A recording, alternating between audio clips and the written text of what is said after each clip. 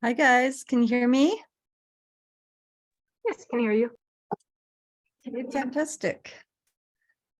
Looks like we got Christina and Jeff this morning, so we'll just give it a couple minutes and see if we get anyone else to hop on and we'll get started. Sure, while we're waiting, this is actually my first session coming in for the productivity and the coaching. So I don't know really what to expect. So just bear with me. And I'm dog sitting as well, so that's why I have my camera off. They may interfere here a little bit. So. Okay, yeah, no, it's no problem. We all have a little, there's like, I think 5 coaches that teach the Saturday dual career, and we'll just vary on topics, try to have it something applicable and timely for you. I'm pretty casual about it. I prefer if you guys, I mean, obviously I love having your camera on, but that's up to your choice. But I would ask that you have your microphones off, not muted, so that we can have a discussion, because I'm going to share a slideshow about farming. We're talking about farming today.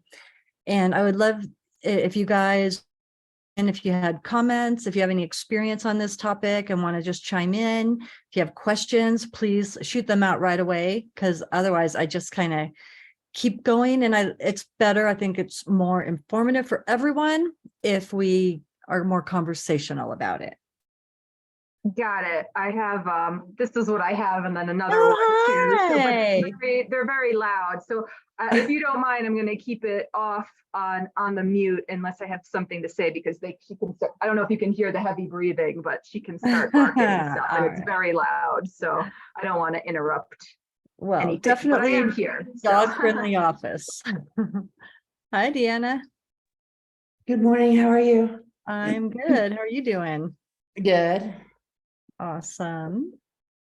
So I was just telling Christina and Jeff that I appreciate the microphones being on, so that, you know, Christina's going to keep her off. She's hers off. She's got a dog sitting there. Okay.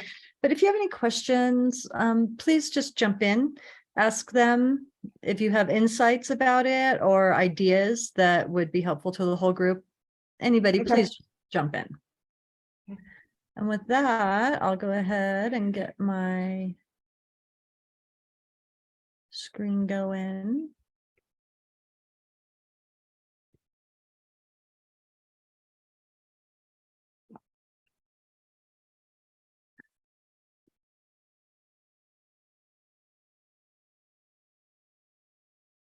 Okay, I found this guide to farming from a website called The Close, and I thought it was really good. Like, I've been farming, but this is way more in depth, and so I think that this will be really educational for everybody. Keep in mind, you don't have to start doing everything they talk about, but I mean, real estate is definitely a little by little building your foundation kind of game. So we're talking about, there's a couple different kinds of farming. There's geographic farming, obviously, that applies to a whole neighborhood. There's also demographic farming that applies to a certain, like a group of people, old people, first-time home buyers, people who are, I don't know, senior, yeah, well, I said seniors, military. So whatever group that you want to farm, if you want a demographic farm, you're going to look for a group like that, that's a niche that you're familiar with and enjoy, because you're going to join a lot of groups that have those people there, right? Mm-hmm.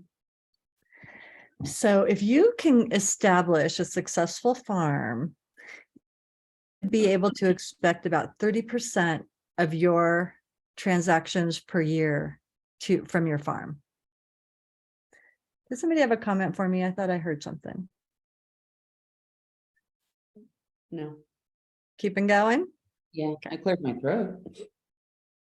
What's that? I said I cleared my throat. You cleared your throat? Oh, that's allowed. Okay, moving on. So the whole basis of a farm is because you have a limited, you want to be the expert in everything as a real estate, but you can narrow it down, and a farm is a great way to do that. So you only have to learn a lot about a small area instead of a little bit about a large area. So farms are a really great idea, and there's something that can keep your business going throughout the life of your real estate career. So if you're looking for a farm, you want an area that you're familiar with. And if you're not familiar with it, you're going to get familiar with it real fast, because you're going to need to be the neighborhood expert. That's really all there is to it. So this guide makes a little point of saying, okay, wait, oh, here it is. I like this. So you get two postcards in the mail, and one is just like a general postcard that you can download from many of those real estate sites and have mailed out. Prices in your town are going up. But if you are very knowledgeable about your farm and you're sending it to maybe 200, 300 people, then you can be telling them much more specifically about the average price in your neighborhood, how much they are going up by in a percentage type of aspect. And then you can also identify specific strategies that work to sell homes in that area, because you're familiar with that area. You've sold homes in that area. It's your farm. So you're going to want to, okay, so now we're going to talk about why you would pick this area as a farm. I would like to ask you guys, what would be the best farm for you? It would be nice if each of you would tell me what kind of farm you would like and where. Deanna, since you're unmicrophoned, you start, okay? For me, it's just the small town that I'm in, and just the small little surrounding communities that I'm currently in. So your town is small enough that the whole town is a farm for you. There's like 8,000 people in town. Okay, that's a really big farm. Most farms would want to be between like 250 and 500 people. Okay. So is there a smaller community within your town that you could start with and then branch out? Well, I've got the staff and teachers that I work with. I think there's 200 teachers in the district. Okay, so that's a demographic farm. And that's a farm where you have a two-way relationship with all of them already. Yeah. So that's a great farm. Military is a great one for me too, but there's most of the military up here are retired, not active duty. Oh, well, is Like it my age and military? older. So those are the people, you're in a high elevation, aren't you? Those are the people Yeah. who probably are going to want to move. I mean, elevation. Potentially at some point for health. Yeah, yep. I see a lot of that where I live too. All right, Christina, what do you want to farm? Yeah, that's a good question. I mean, I was going to say what Deanna said pretty much in terms of just my neighborhood. I don't know how many people are in the neighborhood, but it is very small. It's literally like a couple blocks. Oh, okay. So I think it's manageable. But in terms of like subgroups within that population, I'm glad that I'm kind of listening to this, because I hadn't really thought about what in particular from that group of people I could concentrate in on. So I'm going to give that some more thought, but that was kind of my first thought is to. Okay, so how big of a farm do you think you would like to take on? I mean, If- I don't really know. I don't really know like what's considered good to start with, what's average, that kind of thing. Yeah, between 250 and 500 homes is good to start with. Okay. My little farm, I used to be kind of scattered all over the place, but I've distilled it down to one group of 300 homes, sort of the 300 homes closest to me. And that allows me to talk to them in an hour and we kind of voice. So that's a really great way to start. So what you might want to think about doing is contacting a local title company. And I don't know who your title relationships are, but Chicago Title, Land Title, they have great programs for this. Find out who's selling mailing lists. You can get one for like $5, $10 maybe. Tell them you want the 300 to 500 homes closest to you. They can just draw a little circle around your address. Okay. Yeah. So then you have a group of people to start working on. You already have name recognition in your neighborhood, right? Even if you don't know them, they probably know your name, especially if it's Sure. that small. Okay, Okay. Jeff, what you got?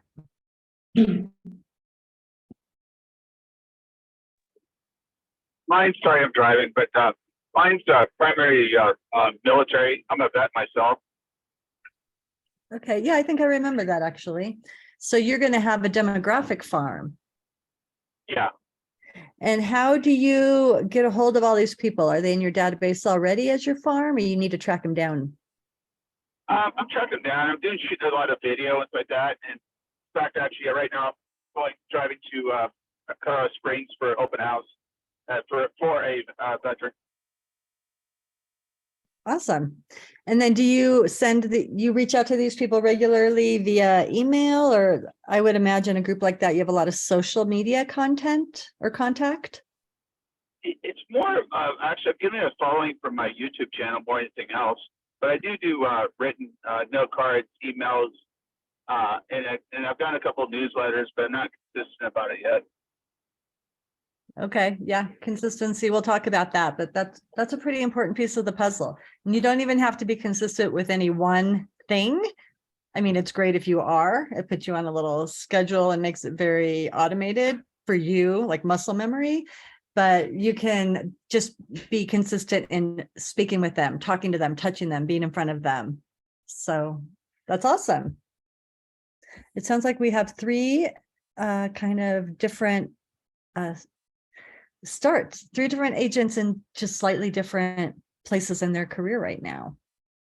Could one of them be like we don't have a lot, but the rental market, the apartments, people that are renting currently that might potentially want to buy? Yes, absolutely. And if you guys know HomeSnap or HomeSnap Pro, that's just one of those little, it's like Market Leader. It's called, and Market Leader probably has the same thing, but they have heat maps that kind of show potential first-time buyers, people with high likelihood to sell, and things like that. You could look at the different categories under their heat maps and see who might be a good farm. You could search for people who have no mortgage. They might be a good person to farm, especially now with the valuations coming out and people all like, nobody likes their valuation this year. Let's just talk about that real quickly. It's a rabbit hole and we won't try to go down too deep, but it's a very special time every 2 years when valuations come out, because that's opportunity for us. And people, especially this year, it's unlike any other 2-year I have seen, because we already had the forgiven COVID property taxes. So really it's been a lot more like a 4-year evaluation. They look in but they're looking at a 2-year period from June 00 to July 22, I think is what it was. Or And they also, sorry, Jeff. they also dropped Gallagher too, which caused problems with tech. That's a really in good 2020. Yeah. So right now there are more people than ever who are not happy about looking at their valuation. So if there's people in your sphere who have mentioned it, or maybe that's a good reason to reach out to people if you're looking to make some contacts and get some two-way conversations going. Give them a call, explain why valuations are so high and offer to help them appeal it. And all you have to do is give them 3 comps, spend, a half hour finding 3 comps for that property, send them over and give them the contact information to their county assessor for their convenience. And you've made a really good contact by doing that. All right, let's talk about sticking to our advertising budget. That's something that is really hard to do in the beginning because you're not bringing in as much money, but still you have to do everything. Lead with revenue, big deal. But if you have a budget that you've brought from other sources that you're intending for marketing, then do what you can. If you're thinking, well, I'm not making any money in real estate yet, and I really don't have money set aside for budgeting in my marketing, then farming is a really good opportunity for you because there's a lot of ways to talk to people without spending money. Postcards obviously cost a lot of money. I would say about $250 per send is about right if you have a 300-person farm. And I know that from experience because I have a 300-person farm and I religiously send out my 300 postcards, and I think it's 250, maybe 260 a month. You can do any kind of postcard is going to cost a lot of money. So maybe save that for when you do have a transaction. Make sure you pull a little aside for marketing. What else can you do? Christina, you must even know even if you're brand new, what you can do to talk to your neighbors about your new real estate career. To like physically talk to the neighbors? Yes. Yeah. I'm Any- not sure. I mean, other than just saying that I'm a real estate agent, I'm not really entirely sure. Yeah. So I sincerely believe, and this seems like a big buzzword this year, but I might have helped start that because I so passionately believe that two-way conversations are the path to success in real estate. You have to talk to people. Otherwise, you're just another postcard coming through. And I'm not saying you have to, but be around, be where they are. Go to your local HOA meeting. Maybe join your HOA's board if you have one. Walk around your neighborhood. If you have a dog, Christina, walk your dog around the neighborhood. Talk to people who stop and who are also out walking their dogs or, walking with their kids, jogging, whatever. Just get as many two-way conversations as you can. What other things might be free? Maybe you could put on a community garage sale. Sponsor that. Then you could use social media advertising for it and try to get people in, host it. Maybe spend a few bucks getting, waters, put your labels on water, something like that. Pass them out at the garage sale. What else? You guys have any ideas?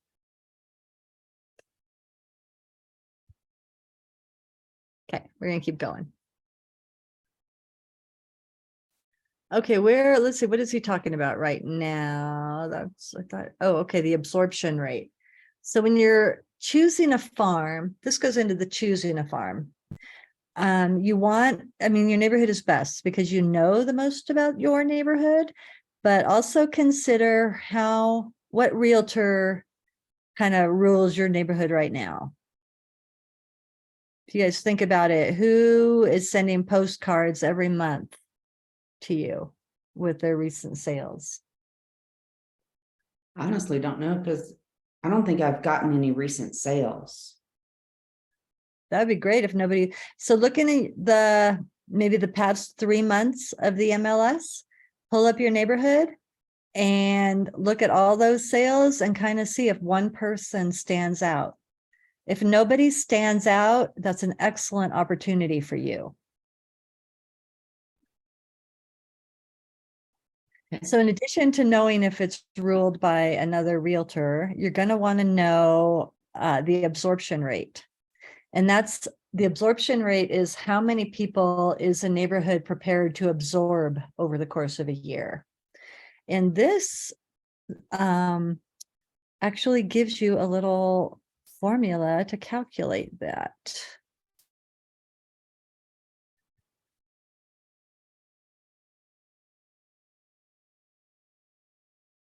Where is that? I know I saw it.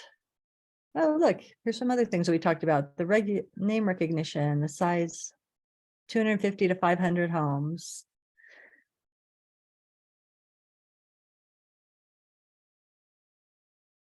I don't know where that little absorption rate, but okay, so if you have 250 homes, you can calculate this. Just how many homes you have in your neighborhood divided by how many homes sold. Wouldn't that be it? I'm going to calculate. I'm going to see if that's right.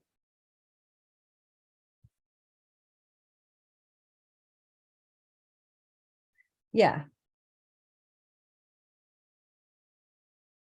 I think that's right.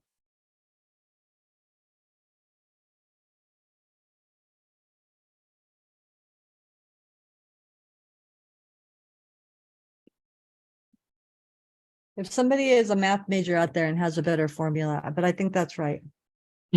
Nope. So assuming the median sale price of homes in your neighborhood is 250, and that would be, I don't think any of us have that low of a median price in our neighborhood.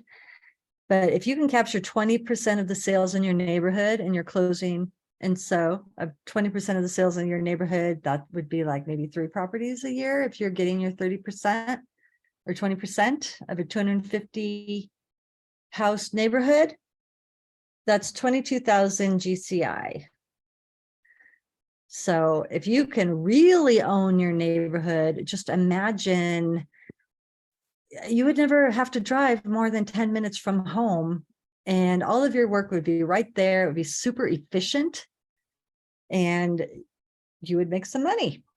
And it would be, and this is, as long as you don't move, this would be a very reliable source of income from you once you establish your base. Okay, so again, choosing your farm, make sure you've got the built-in expertise.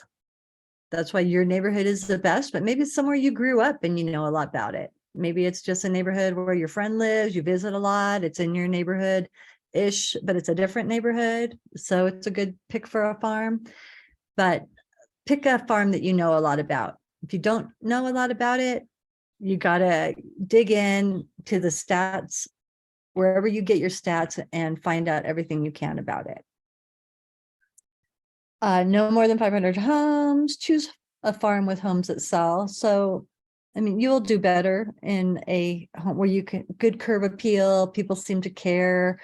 A lot of times up here in our rural area where I am, we don't have HOAs. And so we'll have some areas that there'll be a cluster of people that tend to have a lot of like old cars on their yard and stuff like that. There isn't as much pride of ownership showing. So maybe that's not your first choice for an area, but pick your area wisely. Okay, so geographic research. This is okay, Deanna, tell us about your neighborhood. I know that you live in a really special, I saw you showed me pictures of your house. I know you have a really special neighborhood. Tell us some of the amenities at your neighborhood. I'm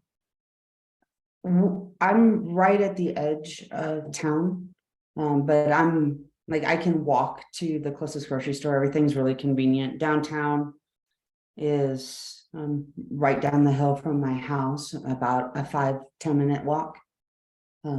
There's walking trails around me, both behind me and down at the bottom of our hill. And the people in this neighborhood, my closest neighbors have been here for 20-30 years. So there's a lot of long-term residents in this area that everybody knows each other right in this little section of town. Yeah. So you have the proximity to town, Mhm. You have demographically an older neighborhood that could potentially start seeing more turnover, right? You It have good could, views. it could, mean- like 20, 30 years, they're in their, they've got to be in their 70s and 80s. Yeah, yeah. What's your elevation? I'm at well, the town itself is at 8,500 feet, and I'm about 300 to 400 feet above that. Yeah, yeah. So there's a lot of opportunity in that neighborhood. Christine, tell us about your neighborhood. What are your special features? I guess it's a little bit similar to Deanna again. It's a very small town, but it's really right on the outskirts of Denver. So you can walk to places. Out here the dogs go. Sorry. You can walk to places. There's a very local community center, a lake, and then like into Denver. You could either take a train or drive. It's like a 5-minute drive, not even to the middle of the city. And then, kind of on the other side of the outskirts of town, there's different kinds of parks and stuff like that. So it's a very convenient place to live, in my opinion. In terms of the demographics, it's very mixed. There's a large percent of older people, but there's also younger people mixed in. So it's a little bit of everything, I'd say. Yeah, that's great. So the first part of you telling us about the amenities of your neighborhood, that sounded like a MLS listing, didn't it? In the remarks, like, 20-minute walk to the park. Exactly. Yeah. Yeah. So it's really clever how knowledgeable you are about your neighborhood. So you're a step ahead. Jeff, want to join in? What's going on in your neighborhood? Sorry, it takes me a second to get the mic on. I kind of live like a gypsy. I have a house in South Park and I have a house in Old Town, Arvada. So I'm kind of like torn between two neighborhoods. South Park obviously is a completely different animal than anything else. And then Old Town, I mean, I think everybody knows Old Town as far as it's really convenient. It's kind of like a, cool up and coming hip neighborhood to hang out in. Yeah, those are pretty diametrically opposed, aren't they? Very much so. Do you feel equally knowledgeable about both of them? I've owned both properties for 30 years, so yes. That's awesome. So you have two really good farms that never shall meet. So maybe you'd want to pick 250 in each to aggressively farm and just have all that. You would never have to look for business again if you farmed that efficiently. Yeah, except for the people in the South Park typically don't move that much except for when they die or they get too old. It's Yeah. finding. Yeah. Well, that's what happens in South Park. People go out there because they love they have the hermit lifestyle. They don't like being around other people too much and they just dig in down there. But man, the oxygen, it gets tough. Like your minimum 9,000 feet, it seems like out there. Yeah, I mean, my cabin's right at 10.5. Yeah. Sweet. Okay. Well, let's talk about getting our research together. Now that we've decided where we're going to farm or who we're going to farm, let's be the experts in that farm. So we want to know when we're talking about our neighborhood, what the median, people always ask you, how's the market, right? So you're going to talk in terms of medians, averages, because everything is different. So know in your neighborhood what the median lot size is. Know what kind of typical home is in your neighborhood.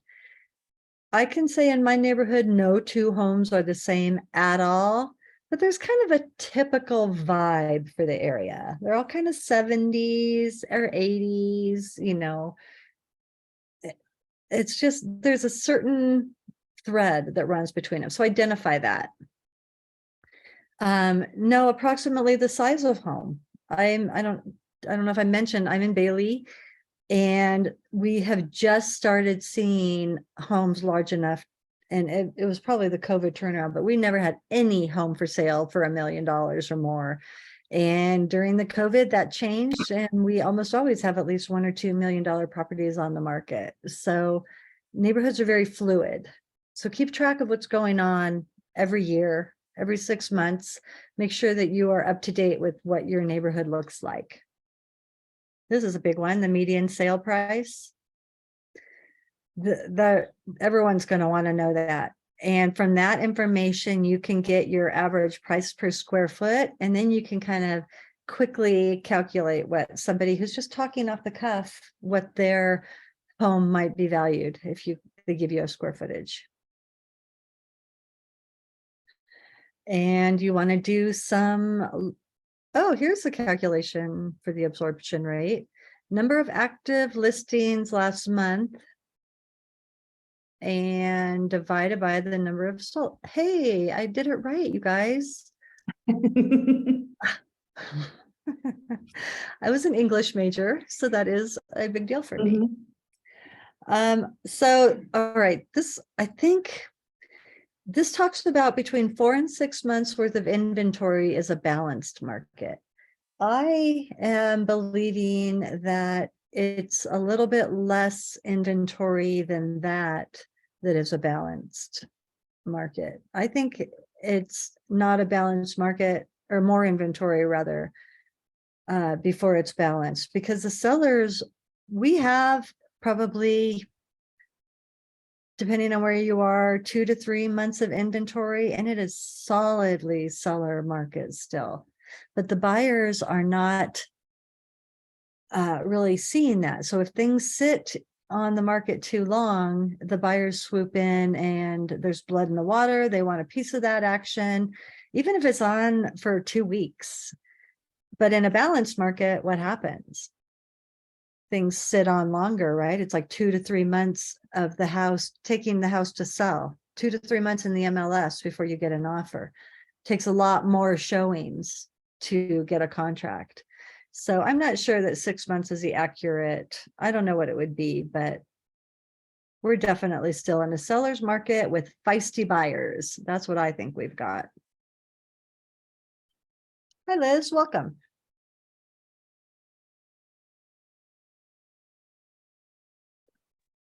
Hi, thanks for having me. Sorry, so late. Yep, no worries. We kind of covered how to choose your farm, and now we're sort of talking about learning about your farm. Wonderful. So where thanks. are you in your business? I am just starting out, just getting licensed in both Colorado and Illinois, and just trying to build my ability to lead generate and figure out where to go from here. Okay, fantastic. Well, glad you joined us. I will be, I'm going through a slideshow of a farming guide that I found at close.com. I think it was theclose.com.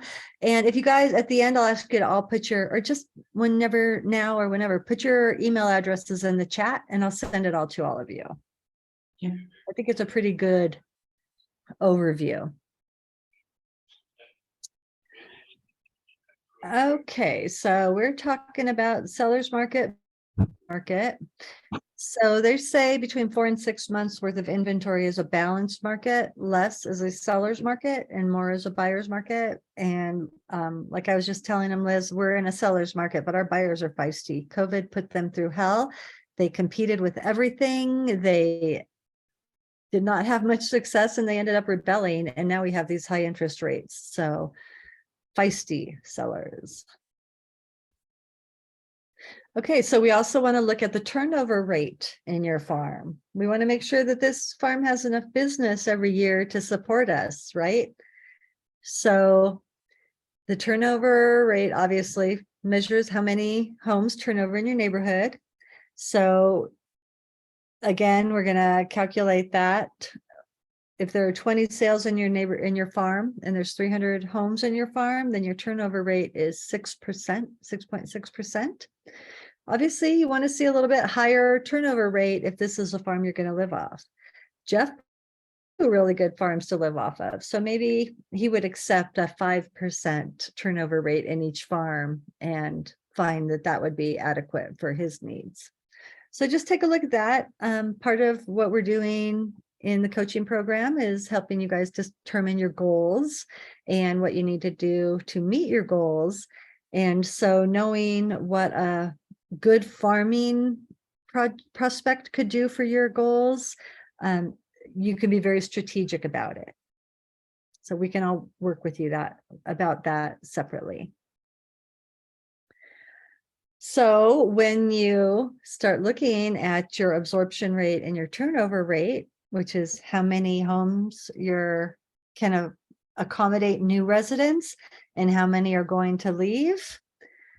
So let's see, estimate your potential income. So this 300 home community sells 20 homes a year. So we just determined the turnover rate is 6.6%.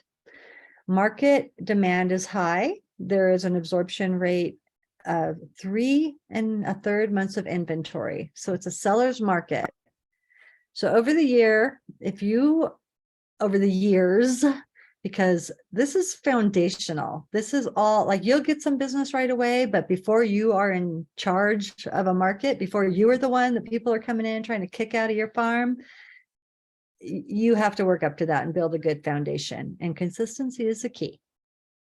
So over the course of the years, a realtor with a high functioning farm in this neighborhood that we're talking about, they're capturing 30% of the sales. That would 6 transactions.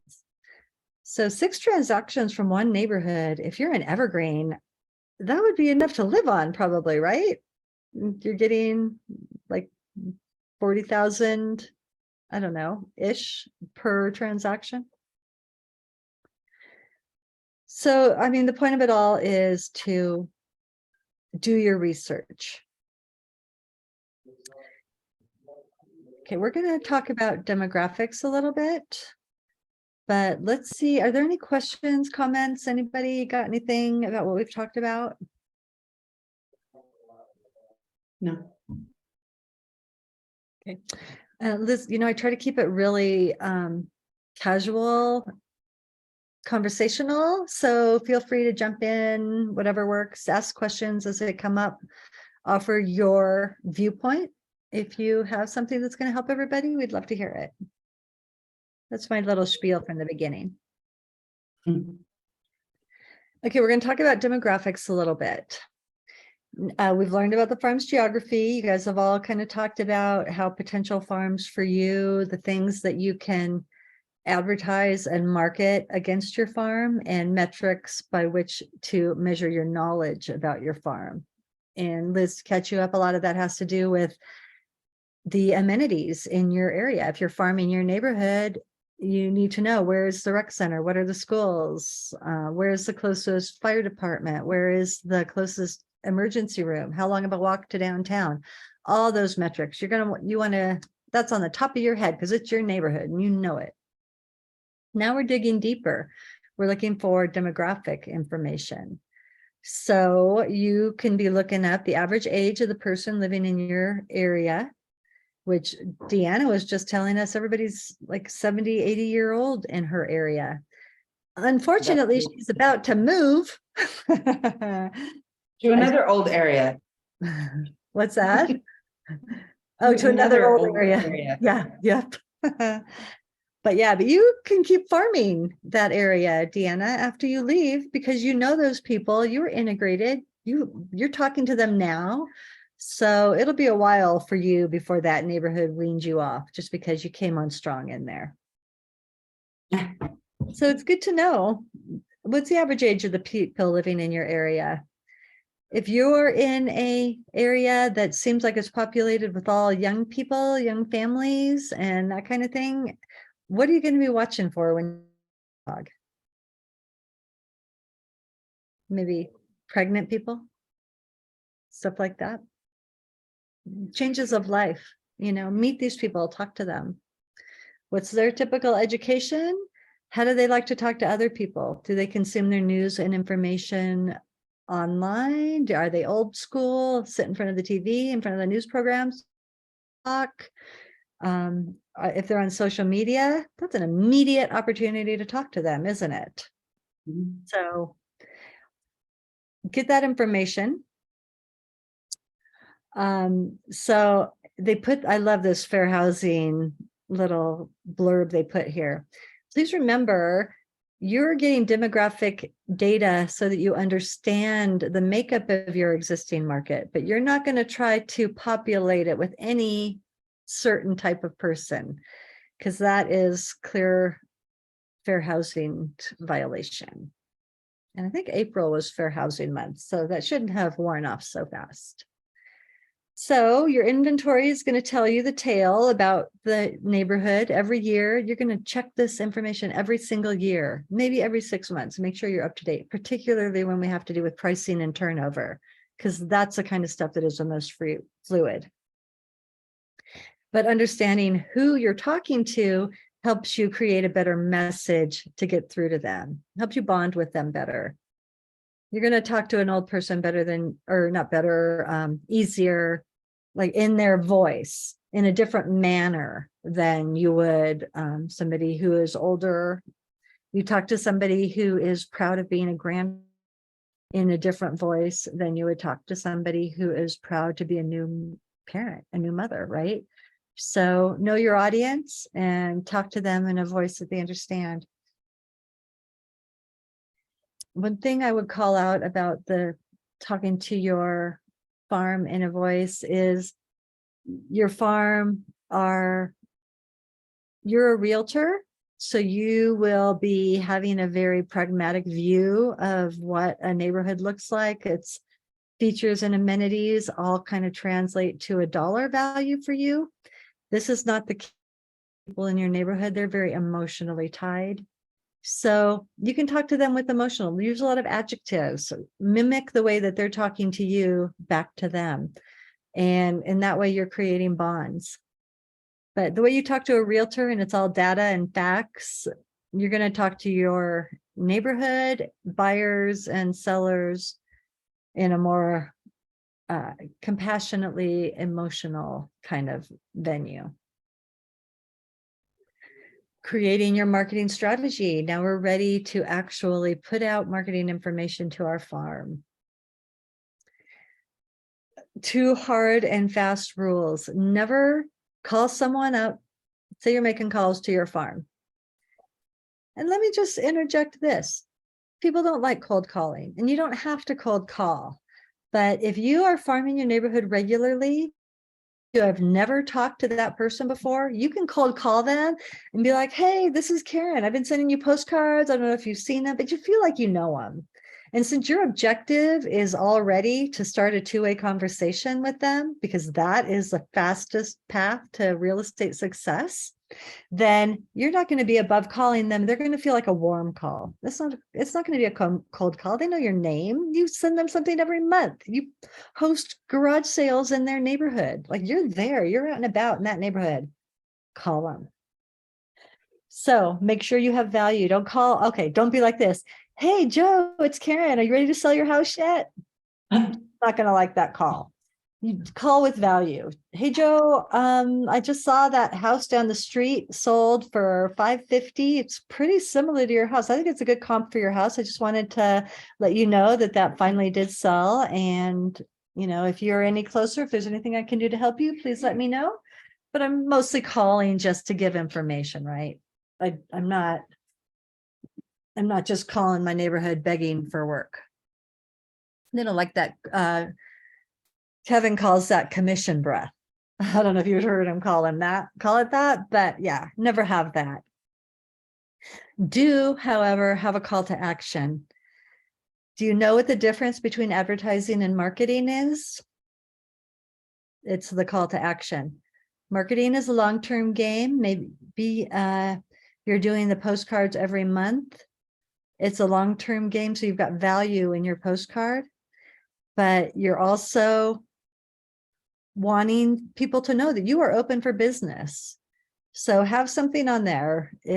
Call today, if you are interested in listing your home, if you would like free comps for your appraiser's appeal, please give me a call today, whatever your message is, but have some kind of call to action to get them to, so that you can get their contact information and start marketing to them. Okay, so statistics, those are something super fluid in our market. So as I say, they're powerful, but they dry up fast. So make sure that you are always updating your statistics when you're talking to your farm. Get on the MLS and look and make sure that everything that you had planned to say is true. If you want to call up your farm today and say there were 5 houses that just sold in our neighborhood, and now there's only 12 houses left for sale or something, be accurate about that. Yeah. They make this great point. Homeowner, they're not just living in a house, they're living in an investment that they happen to own and live in. So they want to know that they're doing well, their neighborhood is doing well, their investment is holding up. So that's a good reason to call people. I want to ask you this. There's a home in your neighborhood. It's for sale. You're not the listing agent. You don't necessarily have buyers, but that doesn't mean you couldn't or wouldn't get a phone call that changed that.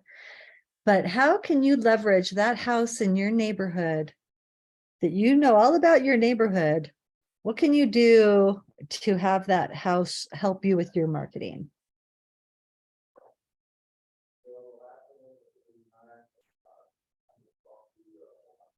Have you guys ever heard of circle prospecting? So you can circle prospect a house in your neighborhood. You don't have to be the listing agent, but this is what reminded me of that. Homeowners aren't just living in a house they bought, it's their investment. They want to hear that their neighborhood is doing well. If you want to circle prospect a listing in your neighborhood, you're just getting information about it and calling up your neighborhood to tell them what you know about it. Because everyone's curious. They drive by the for sale sign, like, I wonder if that's under contract yet. So just be aware of what's going on, and you can use circle prospecting to look for more work in your neighborhood, help get your name out there, and accumulate more two-way conversations. Once again, the quickest path to real estate success. So this talks about, okay, if you're doing full-blown real estate farming in your neighborhood, you have an unlimited marketing budget and you're going to do all of this stuff. Here's kind of what this program is recommending. Postcards are great. I definitely do postcards every month. That I would say that would be the #1 thing that people farming in a neighborhood do. And it is probably the least you should do in your farm. If you can send out a postcard once a month, business will accumulate in your farm.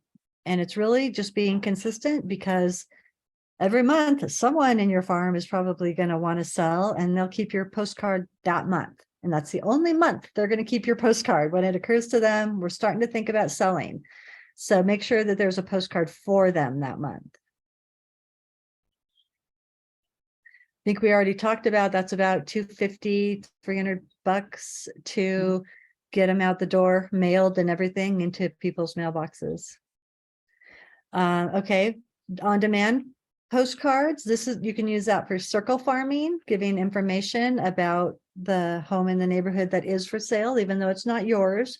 If you're going to use a picture about it, you're going to want to call that listing agent and say, are you okay if I use your home for some marketing of my own?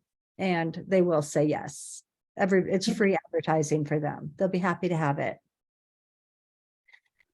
These are just listed, just sold postcards. So if you have a listing, in the time that I've been with Kevin, I've never bought leads, because he says, I live by the just listed, just sold postcards. And 7 years ago, when he told me that, I was like, if that's good enough for Kevin, that's good enough for me. And guess what? It is. Like, you could literally only do that and build a business. Okay, you want to get information about your farm on your website. Lacking the ability to manipulate your website that frequently, get in social media, get on your neighborhood Facebook page and interact with people. Start commenting if you don't already. Like things. If somebody likes something of yours, comment back to it. Get your name flowing throughout that.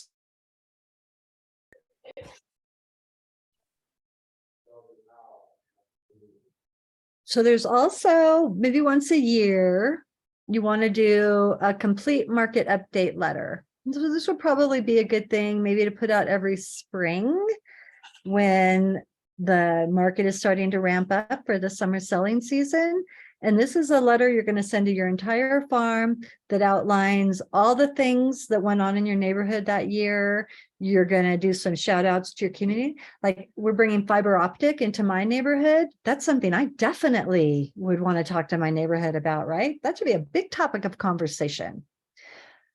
What we're trying to demonstrate is that not only do we call ourselves the expert in our neighborhood, we actually the expert in our neighborhood. We know how the garage sales did. We know like what kind of attendance open houses we're getting. We know everything about our farm. So maybe I should send you guys a link to well, I don't know. Would you prefer to have this link? Because I noticed that these are links to templates for prospecting letters. Yes, please. Yeah, please. Okay, that's what I'm gonna do. So I don't really know what benchmark park bench is. From what I read here, it sounds like it's a website platform that you can buy into that helps you keep like your neighborhood organized or something like that. You would have to click this link when I send you the overall link, just because I have never seen or heard of this before today. I do like door hangers. If you're going out door knocking, the first thing I would say about that is if you live in a rural area that, like I live in Park County, I would not go door knocking in Park County. Jeff, I highly recommend you don't go door knocking in your South Park property, but do go door knocking in your Arvada property because they're totally different neighborhoods. One would be perfect for it and the other might get you shot. If you are going door knocking, have the door hangers. They're so great. Because if nobody, and a lot of times people peek out and they don't want to talk to you, just leave them a door hanger. You're still getting, even if they just take it from their door to their trash can, they're going to see your name. They're going to see your picture. Maybe it'll be relevant and they'll save it. But you're building, overall, it's a long-term strategy. So every time they see your name, it's name recognition. Every time they see your picture, it's face recognition. It all has to layer in together. Are you guys picking up on that? It's like a many faceted tool. So annual events. What do you guys think about annual events? Would you do a Thanksgiving pie thing for your farm? Halloween pumpkins? Easter egg hunt in April? What could you do? What could you own?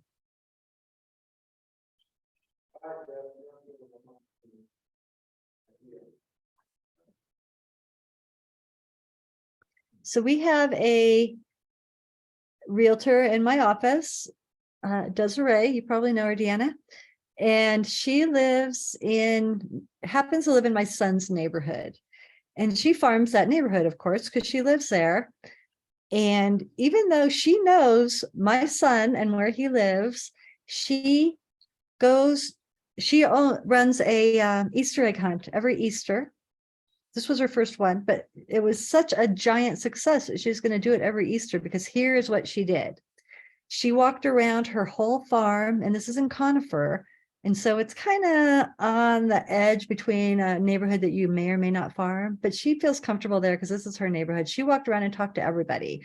My son told me before I heard her talking about it, Desiree came by and told me about the Easter egg hunt. You know, that's something, he has a little boy. That's something we should all go to. And we did. And she had like 500 people there. I don't know how many. She had so many people there. The place was crawling with people. I was like, Desiree, how did you do this? And she said, well, I worked with my farm and I have a lot of kids in my farm. So I went to their elementary schools and I gave flyers there. And damn, if her business hasn't increased by like 75%, or like she is crushing it right now. So she did that in one event, right? One event. You guys can do that and then supplement it with postcards, door knocking, call. Hey, this is Desiree. I was the one who put on that event that you and your kids came to. It's so great to see you. You know, I just wanted to thank you for coming and that kind of thing. And you're talking to them. These are the best two-way conversations because you're not greedily asking to buy their house, but you're positioning yourself as an active member of their neighborhood that cares. When we owned our martial arts studio, we did back to school drives and backpacks. And so we would collect school supplies and backpacks for students and deliver them to the elementary schools that were within our area. And how had was that branded? And everything was like was named, branded, but Okay. we just gave it as donations. So you filled you bought the backpacks and had them branded with your martial arts studio, and you Mhm. filled them up with stuff for the School kids supplies. and then sent them off to the schools and then in addition donated to We a charity? donated school supplies with them, so pencils, paper, Oh, okay. highlighters, crayons, things like that within the backpacks. So I know that was a martial arts studio and you probably got a lot of business off that. Just think as a realtor how much business that can bring you. Because people Yeah. with kids are people with life events, and people with life events are people who move. Anybody else want to talk about that? How do you guys feel about introducing alcohol, cocktails into your networking? Do you like to host happy hours or something like that? You could partner with your local tap room and maybe you buy a round of drink for everybody, advertise it, they advertise it. They start to refer you when you're bringing buyers to the neighborhood, you're telling them where to go get new food or, you know, the places to eat and hang out. Like try to find those symbiotic relationships in your farm that are going to help your business. Drinks in the driveway. Yeah, Jeff, where'd you do that? No, one of my co-realtors down here in Arvada does that all the time, so I know about it.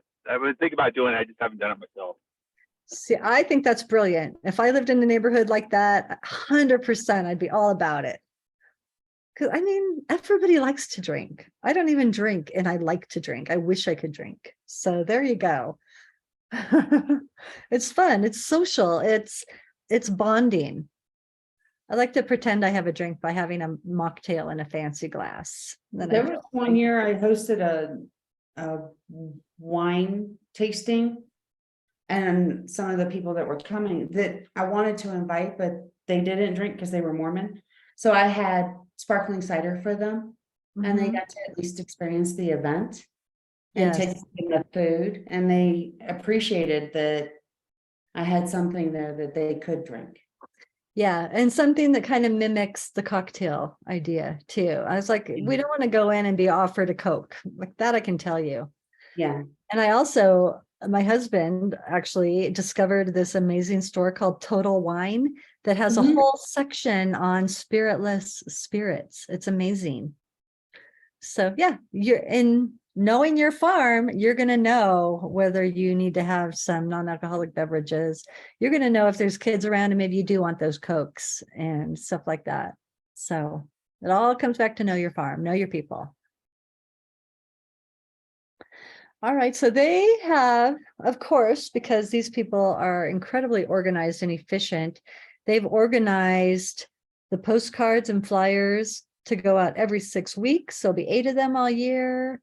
They're going to add farm-specific content onto their website once a month, because things probably change once a month. And if you go, you'll have a lot of content for that newsletter, right? And that's something you can even do if you have all your email addresses, just send out an email update about neighborhood going-ons once a month to your farm. And the one thing you know they're not going to delete is stuff about their neighborhood, because that's important information to them. Market updates letters, so they do it once a quarter. Door knocking once a year. The people I know who door knock do it much more often than once a year, they can't get there through their whole neighborhood in like a day or 2 days, because your farm's way bigger than that, especially if you're up here in the foothills like we are. You're walking an acre between houses, at least an acre between houses. So yeah, it's going to take you a while. If you want to door knock, prepare for that. And once a year, do a sponsored event. What are some other ideas? What about giving away Halloween pumpkins? Did we talk about that? Mhm. What about not even a holiday related thing, but it's spring and just pass out wildflower seeds or something like that. In the fall, you could brand some leaf bags and pass those around your neighborhood. Like, just be creative and think of ways to talk to your neighborhood and stay in front of them.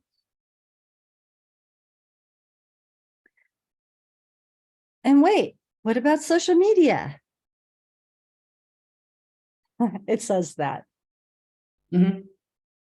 So tell us, you guys are all a lot younger than me. So tell me about your social media usage. You guys need to run this part of it. How are you going to use social media to increase your business?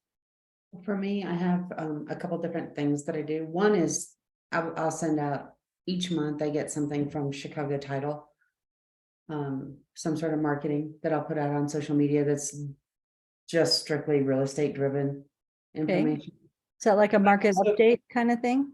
Yeah, but then I also put stuff, my dogs, because my dogs are rescues, and so I put stuff about my rescues, or just happening in the area. The snow dump that we just got Yeah. went on social media, plowing out of the driveway, but also, that Mother Nature did her own fire mitigation right now by giving us so much moisture.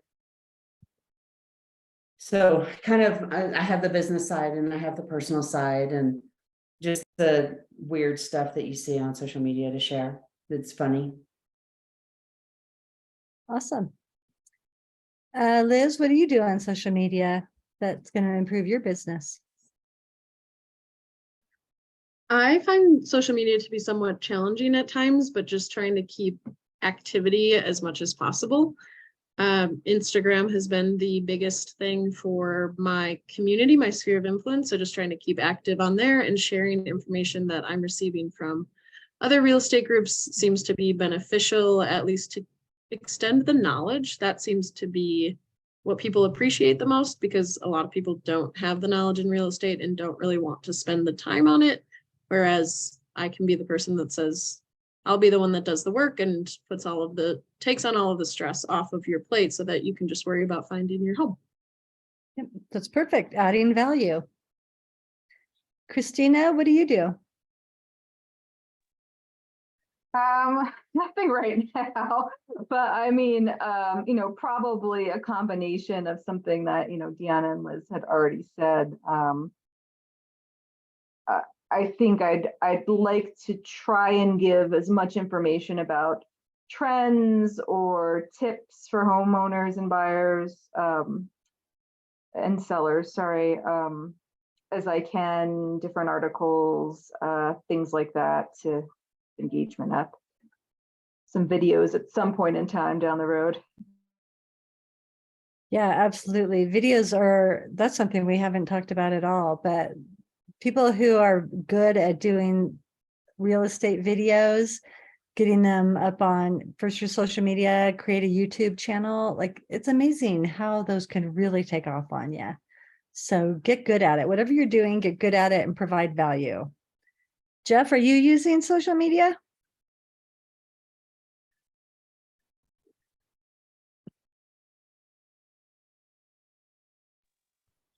Not a whole lot, but I am doing videos. I come from broadcast journalist background in the Army, so I'm pretty familiar with camera and editing and being in front of the camera. Can you tell us more about what your content is on your videos and how you distribute them? Yeah, I mean, primarily what it's been recently about is just the Colorado experience, people coming PCSing from other locations around the country or world, for that matter, they're coming to Colorado, especially down here in the Springs, and don't know what Colorado's about, what there's, you know, what's down here to be seen, and skiing, biking, to whatever. I mean, there's an endless amount of activities. Obviously, everybody knows here in this call. And a lot of people don't know that though. So that's been my primary contact through that. And I post them just on YouTube, just as a search thing. But I've been finding actually getting hooked up with the local housing people there at the bases that actually help me get send out links to my website, or my videos, and that's been working out pretty well. Awesome. So it's really all about providing value, is what I'm hearing from all of you. So do that, get on your social media, integrate with your neighborhood, and tell them things that are interesting to them, and you'll build good relationships. So we all have Command. So I think that that's a really great CRM. It's working for me. It's really brought my database into, it's gotten me very organized with my database. It's kind of got a little factory kind of feel to it right now, because I have the ability, because of this, to be so efficient about keeping track of where everybody is and who's in what stage of their transaction or journey, you know, in the looking, whatever it is. So use Command. There's lots of opportunity to get information about how to best use Command, but I would recommend that you dig in and figure that out. One thing I would tell you, in your farm, you're going to have a database full of people. They're not all going to be on your farm, but you're going to want to know how to talk to your farm specifically. So in Command, make sure that you know how to create tags and tag all the people in your farm with your farm name. So let's see. Yeah, that's the end. So let's just go over to Command right now. I'm going to have to ask you if you can see this. Do you see my Yes. command? Yeah. Okay. All right, so trying to move. There we go. So under your little picture with your profile, go to, sorry, hold please. Okay, we're going to create a tag right now. So you're going to go under your little picture to settings.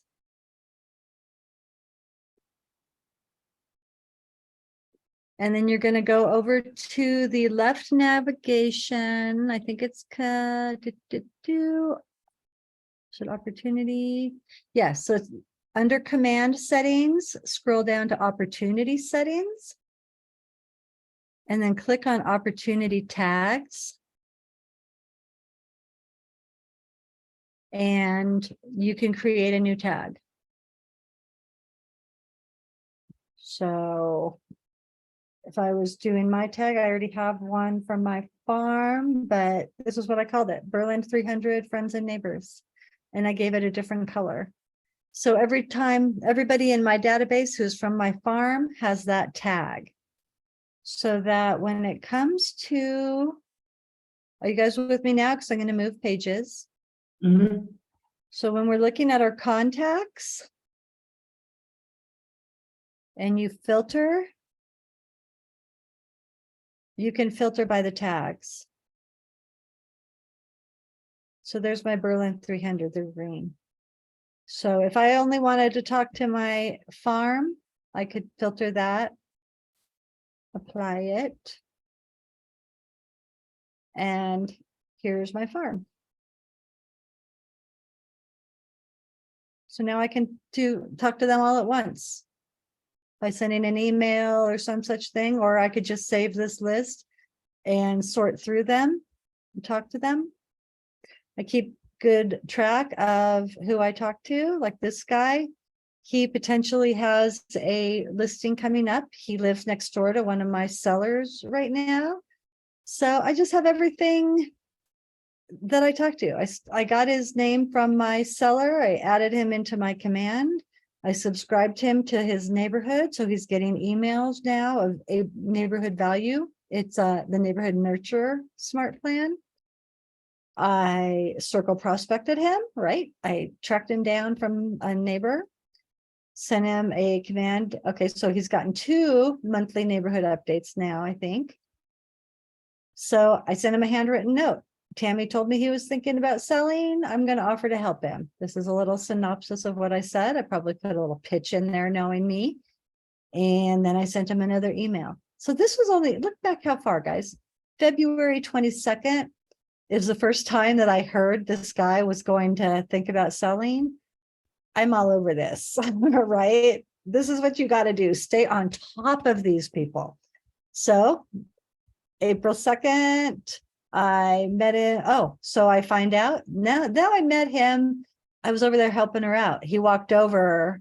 He saw my car, saw that there was an extra car in the driveway, walked over to meet me and say hello. Not quite ready. Appreciates me reaching out. Another month passes. I'm just going to.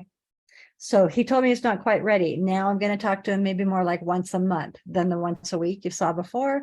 Just going to do another handwritten note, keeping in touch. When we start getting a little closer, or I think he's starting to get a little hotter, probably going to start including phone calls, drop by maybe with a little, gift. I will sometimes just do drop-bys with gifts. And the drum I like to beat is buy local. So here's my gift. I always will get Red Rocks toffee. They're a local, I know the candy maker. They're made in my neighborhood. This is a gift that I feel good about giving out to my people, and they're packaged hygienically, or whatever the word is, like it's real packaging. So I feel really good about giving those out. So, the whole idea is keep in touch, be clever, be creative, use any avenue you can to keep in front of your people. As long as we're in command, who has questions about uses of command, what we do in command?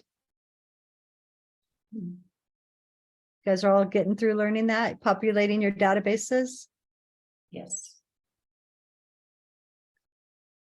Playing Liz, with Christina. contacting more, but yes. Yeah.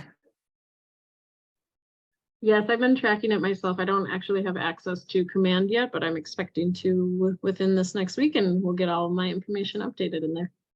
Fantastic. Yeah. Then you're in a really nice position to, from the very beginning, use it as a tool. So every time you talk to someone, like I was telling you, I talked to Dan, then after I talked to him, I would put in a new task for now they're a month out. So see all my tasks here? Look at these 2 people. Is it time to get a gift for them? These 2 people I want to talk to, but it's due later. I'm going to check in. As soon as I talk to somebody, I put a task in here. Look, here's my guy we just looked at, Dan Stephenson. Last contact I had with him was when I sent him a little handwritten note just saying, hey, you need anything, let me know. That was about a month ago. So here's about a date that was actually recently. So here's a date about a month out, a little longer. I'm going to send him an email that talks about, when I say send a value email, I'm talking about something that's happened in our neighborhood, some change in the neighborhood, a new listing, a listing that's gone under contract. Maybe the fiber optic in our neighborhood has all been connected and now we can start marketing that. Whatever the change in our neighborhood is, I'm going to send some interesting piece of information to this guy in a month. Other people on my hot sheet, touch base, just call them. But I have time because I planned it all out. So there's nothing due today, but it looks like next week I got a couple Red Rocks toffees to drive by. So that's what I got. You keep mentioning fiber optics. You have no idea how big of a deal that is, because it just happened up there at South Park for me. That was a huge deal to the neighborhood. Yes, it is a giant deal. I actually do know what a big deal it is. I did some research on that and sent out a mailing about it as soon as, I think it was the beginning of the year, just saying your property values are about to increase by $10,000 because of this gift your voluntary HOA gave you. And yeah, I was in Hartselle recently and I saw that they had fiber optic. Is that where your cabin is, Jeff? Now it's in Jefferson, Michigan Hill. Oh, okay, great. Yeah. So, and that was South Park Telephone, I bet. Not CenturyLink. I think They got that, some grant and they ran fiber in there. oh, okay. Yeah, our neighborhood partnered with South Park Telephone to get the grant and we applied, I think 3 or 4 times before that they finally gave us our requested grant. And then here it comes. They're digging up our neighborhood. So yeah, that's something that you really can. Go ahead, Jeff. They ran the fiber line up to the top of the hill, and it sat there for 2 years before they ran it to the houses. Wow. Well, ours, yeah, they better be connecting ours because I've been advertising it for a while. But our HOA updates make it sound done. Yeah. Yeah, they've got us on a schedule. I think mine won't be finished till September. But that's the kind of thing you guys like locate those things that are happening in your farm neighborhood and really leverage them so that you are the neighborhood expert, because that's what it all comes down to in your farm. Ooh, okay, who has anything else? We're running out of content on my end. I don't have anything else, Karen. All righty, let's see here. I've got everyone's emails. Jeff, I think I have yours anyway.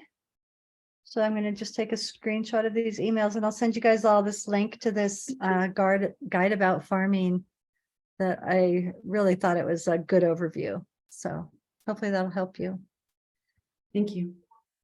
Yeah, so when you guys get that link, you'll all have my email address. And I just want to let you know that I'm one of the coaches in Keller Williams' office. If you have any questions, comments, concerns, anything you need to know, please grab my email address and feel free to reach out to me at any time, Okay. regardless Thank of you. which office. Yeah. Okay, guys. Well, everyone have a great day. Enjoy your weekend and I'll see you later. Thanks. Thank Have a you. good day. Bye. Thanks so much, Karen. Really appreciate your guidance and thanks. And sorry again for being late. I had a call at the beginning of this, but I will definitely plan to be on. Do you do this every Saturday? Every Saturday there's like 5 coaches and we all kind of rotate through the schedule. But yes, there is a dual career class every Saturday, 9 to 11 at this link. When you say And dual always with career. different topics. Oh, that's awesome. Okay.